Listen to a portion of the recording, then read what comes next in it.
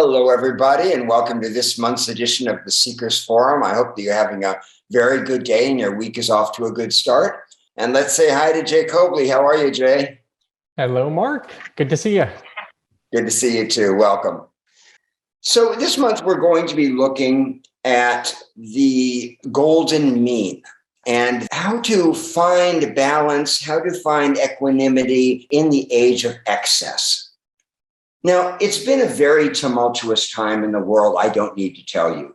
There's so many extreme changes, political, military, environmental, social, with increasing incidents of violence and devastation.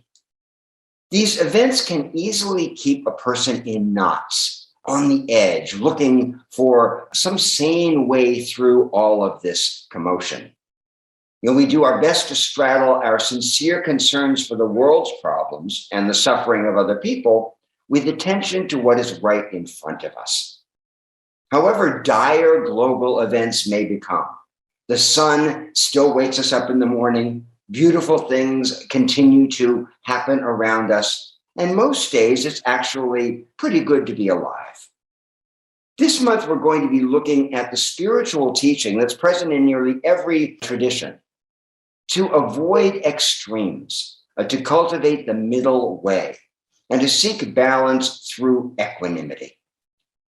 How do we find a wise path that engages with the world's extremities without getting lost in all of the commotion? Now, this middle way isn't wishy-washy or non-committal. It's the path that was recommended by the Buddha, Jesus, Socrates, as well as many others. And it's a path that helps us to steer clear of the flames of destructive emotions, such as hatred, anger, greed, delusion, and find equilibrium in the face of upheaval. The Canadian writer Robertson Davies described it this way. He said, "Moderation, the golden mean, is the secret of wisdom and happiness, but it does not mean embracing an unadventurous mediocrity. Rather, it's an elaborate balancing act, a feat of intellectual skill demanding constant vigilance. Its aim is a reconciliation of opposites," unquote. What Davies is talking about is that being alive forces us to face dualities, and that it's up to each of us to figure out how to integrate those dualities. How do we walk the tightrope between extremes? How can our choices, our behaviors, our perspective be balanced when exaggeration and tribalism and polarization are so dominant? Extremity creates a lot of noise, and the din of public discourse, the cacophony of it, makes it hard, if not impossible, to hear the other side. Our internal conflicts are deafening as well, of course. Our inner lives are filled with opposing voices and tumult that make it difficult to listen to our inner guidance, the voice of sanity that helps us to transcend opposites and locate the unity underneath. This commotion can keep us in a kind of perpetual drama, an ongoing upheaval, which is easy to mistake for passion and purpose. We seek out extremes very often because they make us feel more alive. Life feels more vivid somehow when we're up and down, when we're angry, elated, suffering, fighting, gripped by passion, or twisted with anxiety. Intense emotion gets our hormones pumping. And that can lead us to mistake balance for boredom, to mistake equanimity for numbness. To avoid these lulls, we reflexively whip ourselves up, play the edges, and avoid the path in the middle, that golden mean, where lasting well-being truly exists. We have to remember that our brains have evolved to solve problems. That's what they do. And in the absence of an actual problem to solve, we create them, since nature abhors a vacuum. We respond to the brain's need for excitation with worry and rumination and imaginary issues and drama enough to keep our minds busy. It's safe to say that if this were not the case, if our psychology were not set up for suffering, philosophy and spiritual practice would cease to exist. It's the very extremity of the unbalanced mind that makes awakening so critical. Every person, Socrates reminds us, must figure out ways to avoid their extremes as far as possible in order to, quote, choose the mean, unquote. He explains that any kind of mixture that does not possess the nature of proportion will necessarily corrupt its ingredients and, most of all, itself. Let me repeat that. Any kind of mixture that does not possess the nature of proportion will necessarily corrupt its ingredients and, most of all, itself. Whether we're talking about relationships, work, politics, aging, our approach to health, or our spiritual practice, proportion is always the measure of wisdom. Even the Buddha discovered the middle way after coming close to self-destruction in his own life. Before his enlightenment, Gautama spent years exploring the extremes of spiritual practice, putting himself through severe ascetic trials in an effort to purify himself and awaken to the truth. He was fooled by yogis who were telling him that self-mortification, absolute renunciation, was the surest path to enlightenment. For 6 years, Gautama starved himself. He refused the pleasures of the world, but he made no discernible progress on the path. Legend has it that he lived on several grains of rice a day for years.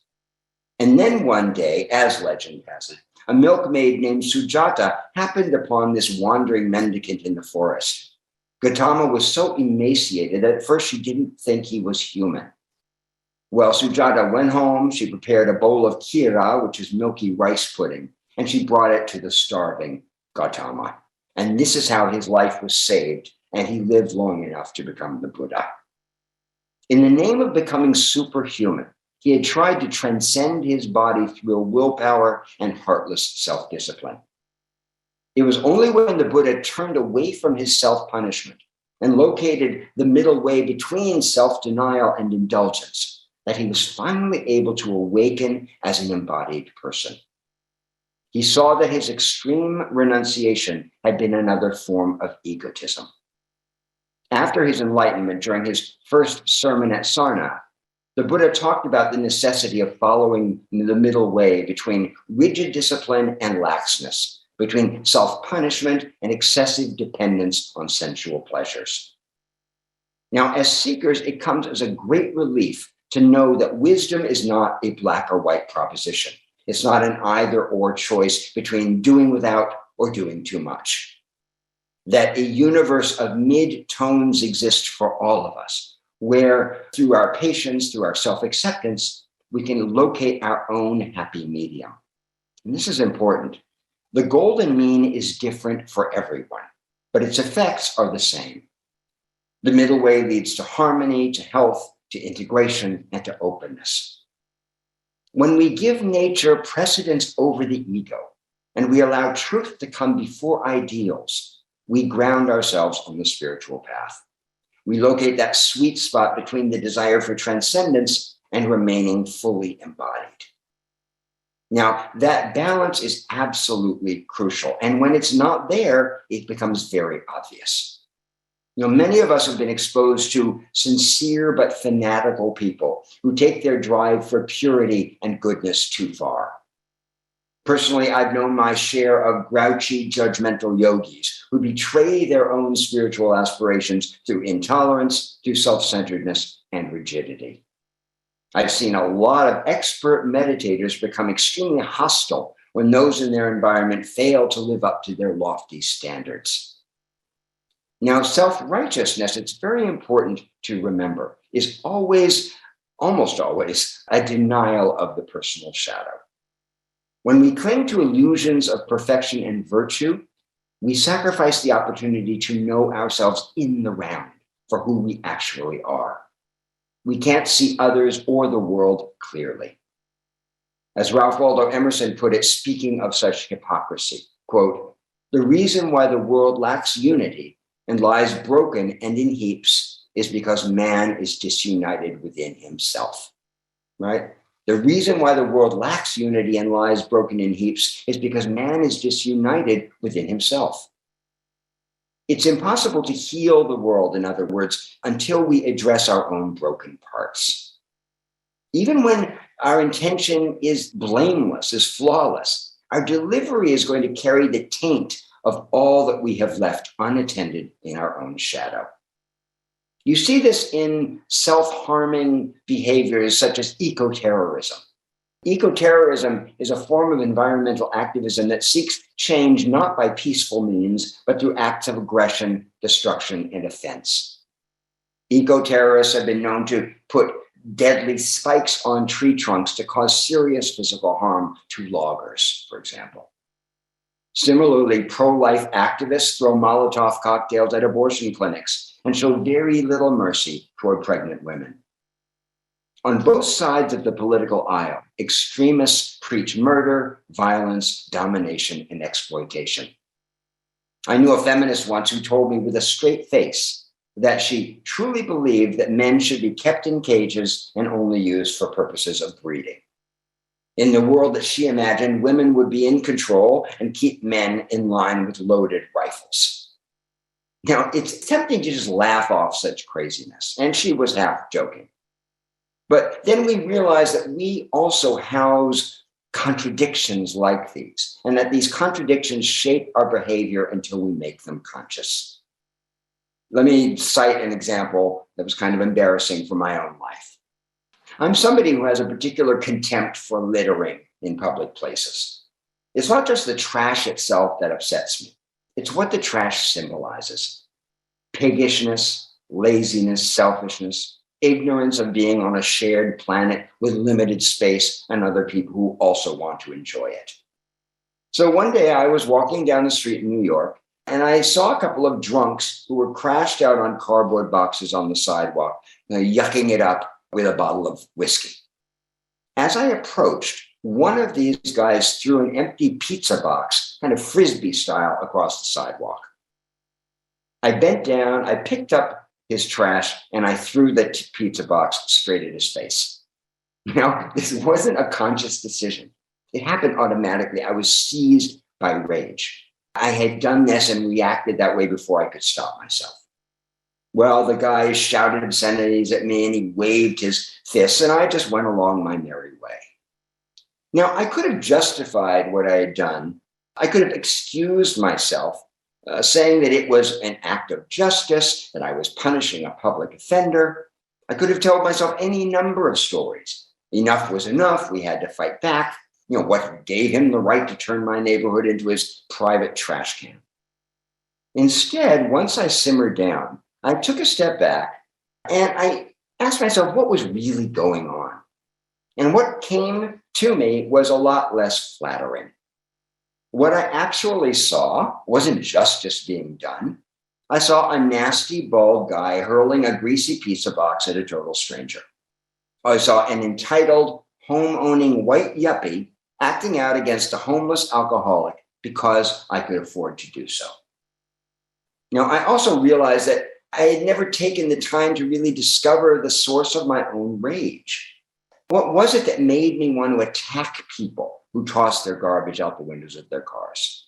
Where was that extremity coming from? Because it was extreme. And it turned out that the answer had nothing whatsoever to do with litter.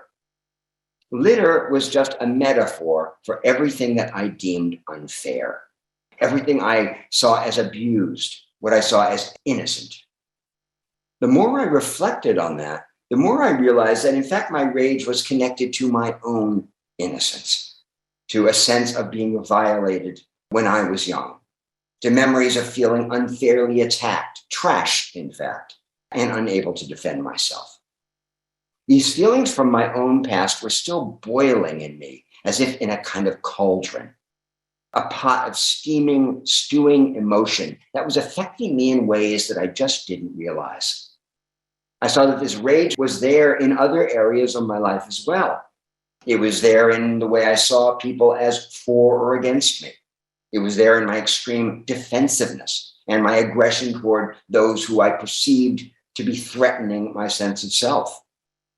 I remembered having a fight with someone I was dating, and this person looking at me and saying, for such a spiritual person, you sure seem mad a lot of the time. Well, I wanted to put my fist through a wall, of course, but instead I had left the room in a huff. Eventually, I came to see that the golden mean is an inside job. After a long time for berating myself for my own inconsistencies, my hypocrisy, my contradictions, I realized that charity really did need to begin at home. And in order to find balance, I had to begin to be merciful toward myself before I could pay that mercy forward. Nowadays, when I see somebody dropping a piece of trash, I pick it up instead of hurling it back at them. Less rage and more intention. Less extremity, more space to be human, to make mistakes, to forgive mistakes, to help, to learn, and to stop the drama. So ask yourself, where in your own life do you run to extremes? Where do you punish other people for qualities that you avoid in yourself?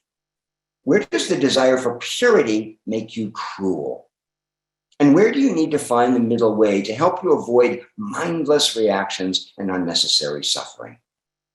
Do you mistake anger for meaning? Do you mistake punishment for discipline, intensity for intimacy? These are all very important questions to ask ourselves on the path of healing and freedom. And that's what we're going to be focusing this month as we look at the middle way and the golden mean and finding our way through this time of extremes with a measure of sanity and peace. So, Jay, why don't you pull up the card and we'll do a bit of writing. I'd like you, please, now to take 15 minutes to write about when unprocessed pain or anger causes aggression in you toward those around you. Okay, when does unprocessed pain or anger cause aggression toward those around you? Be as specific as you can be, please. We'll take 15 minutes to do that, and then we'll come back together as a group.